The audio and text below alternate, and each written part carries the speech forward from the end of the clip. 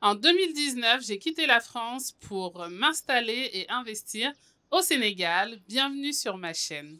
Ici, on parle de repatriation, d'immobilier, d'investissement, de business. Et aujourd'hui, je suis accompagnée d'un architecte de renom qui m'a été chaudement recommandé par Ibrahima, que je salue. Pensez à télécharger le guide de 10 étapes pour réussir votre installation et vos investissements au Sénégal. Abonnez-vous et partagez. Aujourd'hui, je suis accompagnée d'un architecte qui s'appelle Modou Niane. On est sur un de ses chantiers qui nous a fait visiter. Et je remercie chaudement Ibrahima qui me l'a recommandé. On va parler du métier d'architecture aujourd'hui et de l'importance de bien faire les choses dans l'ordre quand il s'agit d'immobilier. Alors déjà, Modou, est-ce que tu peux prendre quelques minutes pour te présenter, s'il te plaît? Oui, donc le nom c'est Modou. Je suis un ingénieur en bâtiment. Donc je fais la conception des plans archi.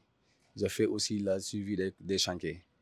Donc merci de m'avoir visité pour que je vous explique les quelques détails qui sont des détails très importants pour faire une belle villa.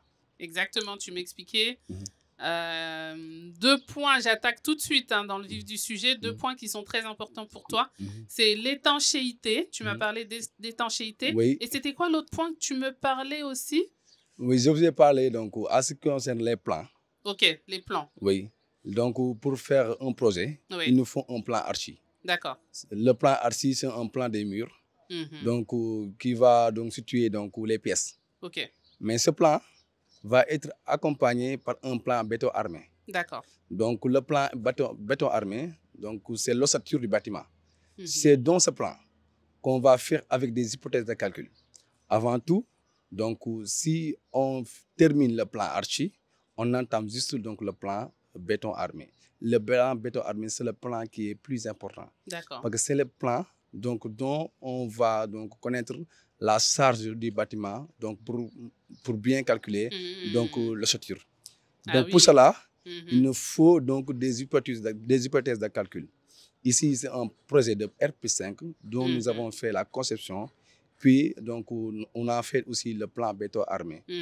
Donc, on a fini de déterminer les fondations. Ouais, maintenant, on fait les poteaux, appuie les murs pour faire les dalles. Donc, le plan archi, le plan béton, et ensuite la fondation, élévation, poteau.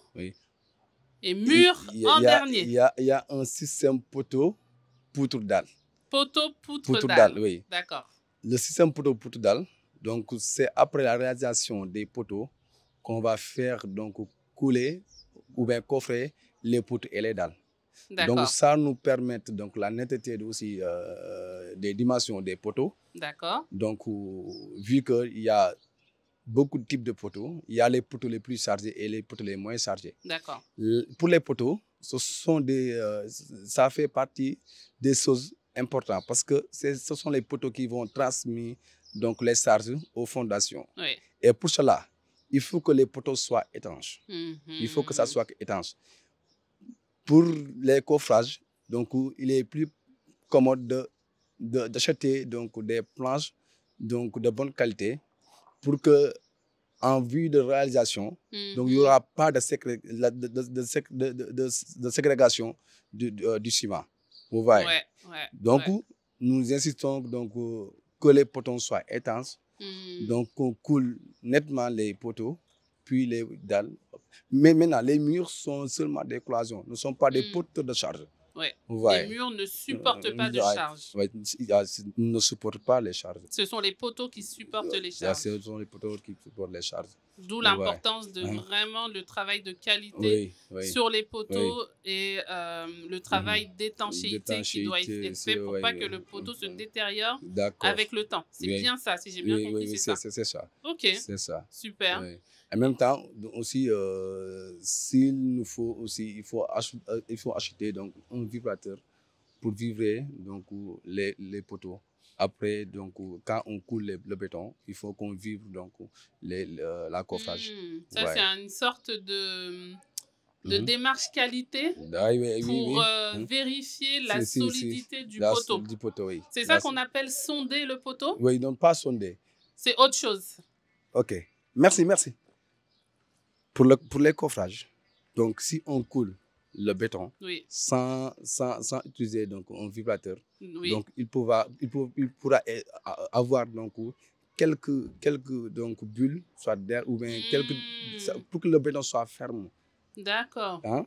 Il faut qu'on le vibre pour que ça donne donc, son aspect. D'accord, donc c'est pas forcément une démarche qualité, ça fait vraiment partie du processus pour avoir donc un béton de bonne qualité. De réalisation du poteau. Et quand on parle donc, du béton, c'est du ciment mélangé avec donc, des agrégats, puis avec de l'acier. C'est ça en général qu'on parle de béton. Et l'étanchéité, c'est quelque chose qui te tient à cœur, donc on a bien compris parce que c'est une question aussi de solidité, de fiabilité du bâtiment. Et tu disais que souvent, tu voyais trop souvent en fait les choses faites, disons, je ne vais pas dire n'importe comment, mais pas dans l'ordre. Et donc il y a des conséquences sur les murs. Il y aura des conséquences, Il y aura des conséquences. Donc il faut franchement donc, à ce qui concerne donc, l'ossature, il faut que ça soit bien fait. Ouais, l'ossature. Et tu me parlais aussi tout à l'heure, quand on parlait de l'étanchéité, avec le plombier, c'était aussi sur la qualité des matériaux pour pas que les tuyaux qui sont utilisés pètent pendant l'utilisation.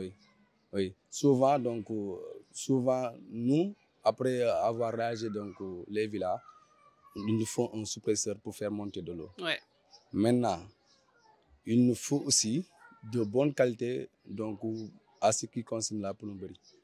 Sinon, ça pète et ça peut créer donc, l'humidité ou bien des salpêtres sur les murs. Pour les gens qui veulent économiser à tout prix, faire tout au rabais, ce n'est pas une bonne idée. Au final, ça coûte plus cher parce que tu vas avoir des dégâts sur ta maison, tu vas devoir faire des réparations, tu vas casser des murs. Donc, il faut vraiment mettre le budget pour avoir un bâtiment de bonne qualité et durable dans le temps. Donc, on n'économise pas sur les matériaux. Après, c'est vrai que la difficulté pour les gens de l'extérieur, c'est qu'ils vont confier leur projet à distance et que sur le chantier, il y a des gens qui ne sont pas très honnêtes et qui vont utiliser des matériaux de moins bonne qualité, etc.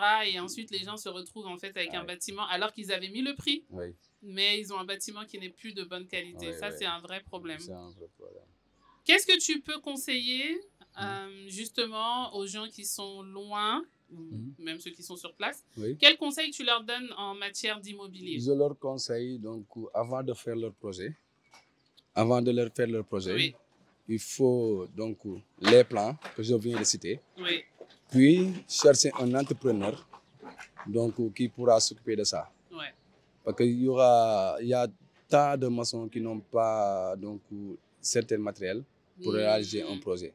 C'est une difficulté. Ah oui. Ça, c'est une difficulté. Le choix donc, de l'entrepreneur qu'on doit confier le projet. Donc ça aussi, c'est très important. Qu'il ait le matériel disponible pour pouvoir réaliser le chantier. D'accord. Mais merci beaucoup pour ces quelques informations très précieuses. D'accord. Merci à vous. Abonnez-vous sur la chaîne YouTube, sur Instagram et partagez. À très bientôt pour du nouveau contenu immobilier et repat. Merci beaucoup. Merci à vous aussi. Merci. C'est très gentil.